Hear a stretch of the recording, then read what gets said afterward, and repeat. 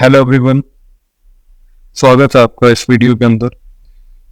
इस वीडियो से मैं शुरुआत करने जा रहा हूँ एक सीरीज की, जिसके अंदर ऑल टाइम फेवरेट जो बुक्स जिससे कि मैंने पर्सनली अपनी लाइफ में बहुत कुछ सीखा, उनके थ्रू हमारी लाइफ की प्रैक्टिकल जर्नी में क्या हेल्पफुल चीज़ें निकल के आ सकती है, विद एग्जाम्पल लाइफ के रिलेवेंट इंसिडेंट के साथ में इस सीरीज को मैं स्टार्ट करने जा रहा हूँ। तो पहली बुक जो कि आपके इंट्रोडक्शन के अंदर दी गई होगी, वो जो आज स्टार्ट होने वाली है, उसका नाम है the habits of highly effective people. मेरे personally one of the favourite books, जिसे लिखा है स्टीफन आर कॉनवे ने। यंग यूनिवर्सिटी में ये प्रोफेसर रहे हैं और इसको पब्लिश किया था सिमंस एंड सटलर ने 1989 के अंदर। फर्स्ट टाइम ये बुक रिलीज हुई थी। इसका थर्ड एडिशन आया 2020 के अंदर। इस बुक की खास बात क्या है कि पहली बात तो काफी वर्ल्ड रिकॉग्नाइज्ड बुक है ये। ऑलमोस्ट ऑल सीईओ ने, ऑथर्स ने, हार्वर्ड के कलेक्टिव प्रोफेसर्स ने इस बुक के बारे में काफी कुछ लिखा है। इस बुक के प्रीफेस में उनके बारे में काफी डिटेल में बताया गया है कि किस तरह से बड़े बड़े रिकॉग्नाइज्ड लोगों ने इस बुक को अपनी लाइफ में किस तरह से चेंजेस ला के इफेक्टिवली हेल्प करी है, उस बारे में बताया गया है। तो बुक बेसिकली, हम डिटेल में जाएं किताब के, तो ये 4 पार्ट में बुक को कवर कर सकते हैं। ये 4 पार्ट आपको इंडेक्स के अंदर में मिल जाएंगे। पहला पार्ट है पैराडाइम एंड प्रिंसिपल। तो इस पार्ट को लेके हम अपनी इस बुक की डिटेल जर्नी को स्टार्ट करेंगे।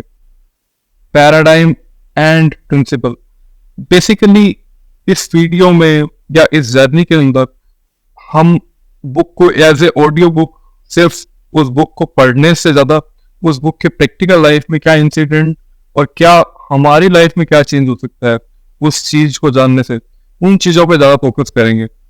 हालांकि पूरी की पूरी बुक को कवर करेंगे, बट हमारा मेन फोकस हमारे डेली लाइफ में उन चीजों से क्या फर्क पड़ने वाला है उसके ऊपर ही रहने वाला है। तो शुरू करते हैं पैराडाइम एंड प्रिंसिपल इस चैप्टर के थ्रू। ये चैप्टर डिवाइड होता है 2 पार्ट के अंदर। इस चैप्टर के अंदर सबसे पहले ऑथर ने इनसाइड आउट दिया है बुक का, और फिर एक नई एडिंग दी है जिसमें बुक का ओवरव्यू बताया है। तो इनसाइड आउट का जो टॉपिक है, उसके अंदर ऑथर स्टार्ट करता है एक बहुत ही बेहतरीन लाइन के साथ। मैं वो लाइन आपके सामने बोलूंगा। There is no real excellence in all this world which can be separated from right living. ये लाइन है डेविड स्टार जॉर्डन की। इस लाइन को क्यों लिखा गया है वो आपको आगे आने वाली जर्नी के साथ में पता चलेगा। तो बुक बेसिकली इनसाइड आउट के अंदर बताती है कि एक्चुअली बुक के अंदर हम क्या देखने वाले हैं। ठीक है, तो बुक की एक्चुअली जो जर्नी है वो स्टार्ट होती है कुछ हमारी लाइफ की या कुछ हमारे जैसे लोगों की प्रैक्टिकल लाइफ प्रॉब्लम के साथ। प्रॉब्लम उन लोगों की जिन्होंने अपनी लाइफ में काफी कुछ आउटवर्ड सक्सेस, या हमारी सोसाइटी ने जिसको सो कॉल्ड सक्सेस समझा है, वो अचीव कर लिया है, बट सेटिस्फेक्शन नहीं मिल रहा है लाइफ में। लाइफ का पर्पस, या आपने देखा होगा एक खुशी की जो बात होती है, एक हैप्पीनेस होती है, उसकी कमी उनकी लाइफ में दिखती है due to their lack of communicating with the people in the healthy way. ऐसा नहीं कि वो अच्छे कम्युनिकेटर नहीं है, बट वो एक रिलेशनशिप नहीं जनरेट कर पा रहे। कुछ प्रॉब्लम्स या कुछ पर्टिकुलर इंसान जिनकी इंटरेक्शन ऑथर के साथ हुए हैं, जैसे ऑथर कुछ प्रॉब्लम बताता है जो उन्होंने सामने देखी कि एक पर्सन जिसको फाइनेंशियली काफी स्टेबल कह सकते हैं, उसकी वाइफ और चिल्ड्रन के साथ में जो एक बॉन्डिंग होनी चाहिए थी वो नहीं है। वो बोल रहा है कि मैं शायद फाइनेंशियली इतना स्टेबल हो गया, बट मैं ये सब करने में खुद को नहीं जान पाया, या फैमिली और बच्चों को शायद मुझे नहीं लगता कि मेरा बॉन्ड वैसा है जैसा होना चाहिए था। एक ह्यूमन रिलेशनशिप में जो लैक कर रहा है उसकी प्रॉब्लम की बात की गई है। एक दूसरे इंसान का एग्जाम्पल यह है जो कि फूड हैबिट कि रूटीन की जो जर्नी है उसको फॉलो नहीं कर पा रहा। वो रोज शेड्यूल बनाता है, वो रोज अपना हेल्दी प्लान करता है, बट एग्जीक्यूशन में दिक्कत आ रही है। एक दूसरे इंसान की जर्नी की बात की गई है जो कि अपने एम्प्लॉयज के साथ में एक ट्रस्ट वर्दी रिलेशनशिप नहीं कर पा रहा। वो बहुत उनको ट्रेनिंग दे चुका है, वो सब तरह के जो हमारे सोशल नॉर्म्स होते हैं, एक अच्छा बोलना, अच्छे से ड्रेस करना, सब कर चुका है, बट उसको अपने एम्प्लॉयज पर वो ट्रस्ट नहीं आ रहा है। फिर भी उसको हमेशा लग रहा है कि शायद उसके एम्प्लॉयज अच्छी अपॉर्चुनिटी मिलते ही उसको हमेशा के लिए छोड़ने को तैयार है।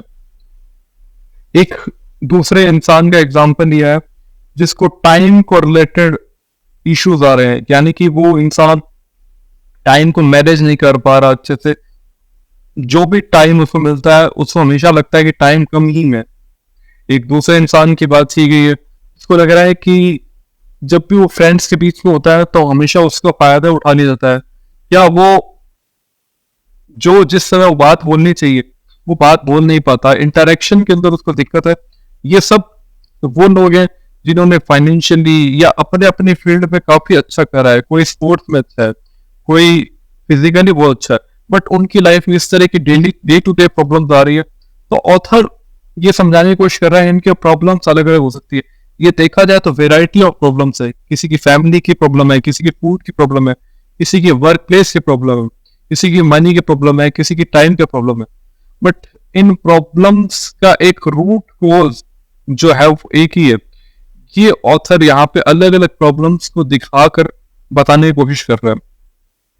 वो क्या रूट है वो हम देखते हैं आगे जर्नी के ऊपर। फिर बट क्योंकि ये सारे प्रॉब्लम्स का बेस एक है, तो हम ये नहीं समझ सकते कि कुछ एक एक कोई फिक्स टॉनिक दे दिया जाए तो ये तुरंत प्रॉब्लम दूर हो जाएगी। ऑथर ने बोला है कि कोई कोई फिक्स स्टेप नहीं है, कोई शॉर्टकट कुछ नहीं है, एक दिन में चीजें दूर हो जाए। और ये मेजर प्रॉब्लम्स है, लाइफ के प्रॉब्लम्स है, हमारी जो लाइफ की जर्नी है उसके अंदर ये बहुत बड़ा कंट्रीब्यूशन रखती है। ये चीजें ये लाइफ को इधर से उधर ले जाने की वाली प्रॉब्लम है।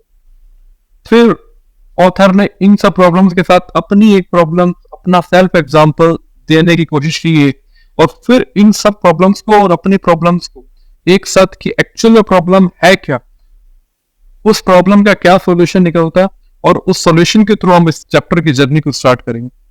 ऑथर अपना खुद का एक एग्जांपल देता है। ऑथर कहता है कि उसका जो बेटा है वो अभी बच्चा ही है, स्कूल जाता है लेकिन एकेडमिकली अच्छा नहीं है, फिजिकली काफी पतला है, थिन है, फिजिकली इतना अच्छा नहीं है, स्पोर्ट्स में भी रिलेवेंटली कह सकते हैं कि जो हमारी सोसाइटी के नॉर्म्स है उसके अकॉर्डिंग इतना अच्छा नहीं है। तो अब ऑब्वियस सी बात है, एज ए सोसाइटी जो हमें सिखाया गया है तो वो अपने एक अच्छे पेरेंट्स होने का जो भी एक ड्यूटी है उसको करने की कोशिश करता है। वो उसकी वाइफ सैंड्रा, वो दोनों मिलके उसको मोटिवेट करते हैं, चीयर अप करते हैं, उसको उसको आगे बढ़ने के लिए पुश करने की कोशिश करते हैं, और उनको लगता है एज ए पेरेंट्स उनकी ये ड्यूटी है। बट वो रियलाइज करते हैं कि उनके इन एफर्ट्स से शायद वैसा रिजल्ट नहीं आ रहा जैसा आना चाहिए, या शायद रिजल्ट इतना रिलेवेंट है ही नहीं। तो ऐसा क्यों हो रहा है? तब वो रियलाइज करते हैं कि शायद प्रॉब्लम कुछ हो रहा है। इसी बीच ऑथर जो है वो IBM के अंदर एक सॉफ्टवेयर पे काम कर रहा है जो कि कम्युनिकेशन और ह्यूमन परसेप्शन के ऊपर कुछ डेवलपमेंट की कोशिश कर रहे हैं। इस जर्नी के साथ और रियल लाइफ प्रॉब्लम के साथ उसको फील होता है कि कहीं ना कहीं मुझे इस मेथड को बदलने की जरूरत है। एक टर्मिनोलॉजी वो अपनी लाइफ में सीखता है, इसका नाम है पिग्मोलियन इफेक्ट।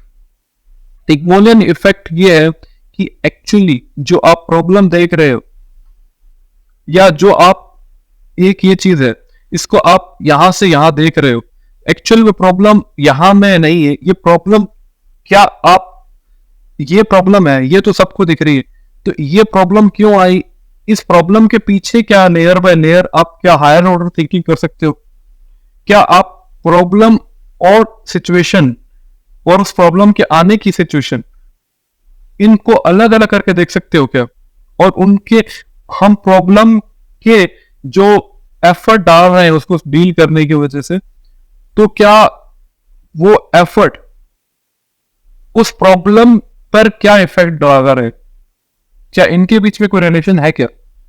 जब वो सोचता है तो उसको कुछ जवाब मिलता है, उसको सोचने से जवाब मिलता है कि मैं उसकी वाइफ दोनों जब वो अपने बच्चे को मोटिवेट करते हैं, उसको कहीं ना कहीं पुश करने की कोशिश करते हैं, तो उससे क्या होता है, उसके बच्चे के दिमाग में क्या इफेक्ट पड़ता है, उसके बच्चे को कहीं ना कहीं लगता है कि मैं शायद इतना कैपेबल नहीं हूं, इसीलिए मेरे पेरेंट्स को मुझे पुश करने की जरूरत पड़ रही है, मैं शायद सोसाइटी की नॉर्म्स के अकॉर्डिंग सही नहीं हूं। उसके बच्चे को लगता है कि शायद मुझे और ज्यादा एफर्ट करने की जरूरत है, या जो मैं कर रहा हूं वो सही नहीं है, या मेरे एफर्ट सही नहीं है, या जो रिजल्ट आ रहा है वो सही नहीं है। तो ये बात कहीं ना कहीं उसके इफेक्ट जो है वो अंदर कहीं ना कहीं जो एफर्ट वो लगा सकता था उससे भी कम एफर्ट, या जो रिजल्ट आ सकता था वो रिजल्ट अल्टीमेटली आ नहीं पाया। तो अब इसका क्या सॉल्यूशन निकाला जाए, ये प्रॉब्लम बहुत बड़ी है। ये भी प्रॉब्लम को समराइज करें तो उन प्रॉब्लम्स का ही एक पार्ट है जो ऑथर ने कुछ पहले डिस्कस करी कुछ और लोगों की प्रॉब्लम से। इन सारी प्रॉब्लम्स की एक ही जड़ है कि हम सोच रहे हैं कि प्रॉब्लम ऐसे डील होगी, लेकिन एक्चुअली में प्रॉब्लम ऐसे नहीं किसी और तरह से डील होती है, और हम जो प्रॉब्लम का सॉल्यूशन ढूंढ रहे हैं वो हमारा सोचने का तरीका ही कुछ ना कुछ गलत है।